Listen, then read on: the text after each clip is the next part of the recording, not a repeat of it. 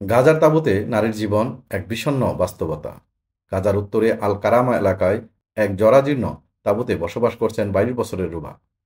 যুদ্ধ শেষে বিয়ের পর জীবনের নতুন অধ্যায় শুরু করেছেন তিনি। কিন্তু সাজানো ঘর নয়, বরং তাঁবুর এক কোণে তৈরি ছোট্ট সংসারই তার বাস্তবতা।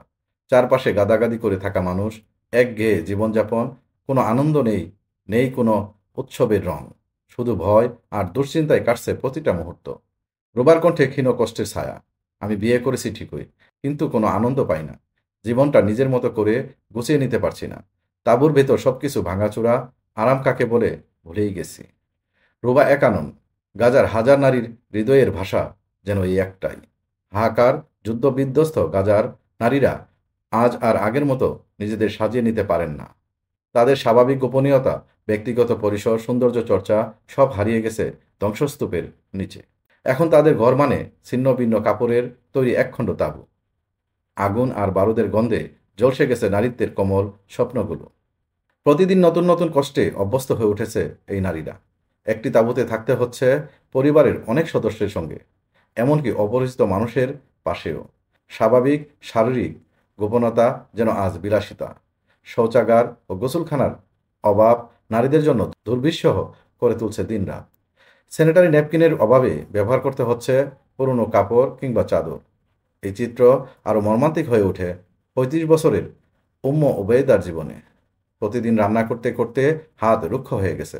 আগুনের সামনে ঘন্টার পর ঘন্টা বসে থাকতে থাকতে আমাদের গায়ের রং কালো হয়ে গেছে। এখন শুধু নামাজের গাউন পরি, এটাই সবচেয়ে সহজ। মেকআপ কী জিনিস ভুলেই গেছি। 25 বছরের রাশা সাবির বলেন, আগে আমি নিজের ত্বক, চুল আর সাজগোজ নিয়ে খুব যত্ন করতাম। এখন আমার হাত পা দেখে মনে হয় পুরুষের মতো। আগুনের সামনে বসে বসে মুখ ঝলসে গেছে। বয়স 20 হলেও মুখে বলিরেখা দেখা দিয়েছে। আমরা তাঁবুর ভিতরে আমাদের নারীত্বই হারিয়ে ফেলেছি। মনোবিজ্ঞানী ও সমাজকর্মী নিবাল হালাস বলেন, এই পরিবেশ নারীদের মানসিকভাবে ভেঙে দিচ্ছে। অনেক নারী জানায় তাদের এমনকি চুল আঁচড়ানো সময় বা পরিবেশ নেই। যুদ্ধ তাদের মৌলিক চাহিদাগুলো কেড়ে নিয়েছে। ইউএন উইমেন এর প্রতিনিধি মেরিসে গুইমেন বলেন, গাজার নারীরা আজ ক্ষুধার্ত, ক্লান্ত, অসুস্থ।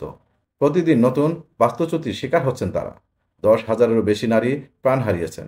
6,000-এরও বেশি পরিবার তাদের মাকে হারিয়েছে। প্রায় 10 লাখ নারী ও শিশু হারিয়েছে ঘরবাড়ি ও প্রিয়জনকে। প্রতি 10 জন নারীর 9 জনই বাস্তুচ্যুত হয়েছেন। তারা জানেই না কোথায় যাবে, কোথায় থাকবে। এই তাঁবুগুলো আজ নারীদের জীবনের অবিরাম ও সংগ্রামের প্রতীক। কোনো দেওয়াল নেই, নেই দরজা। শুধু বাতাস দুলতে থাকা একখণ্ড কাপড়ের আড়ালে চলছে নারীত্বের নিঃশব্দ ক্রন্দন। যুদ্ধের ধ্বংসস্তূপে আজ গাজার নারীরা শুধু শরীরেই নয়, মনেও আহত। তারা বেঁচে আছেন, কিন্তু সেই জীবন নীরব এক কান্নার নামে।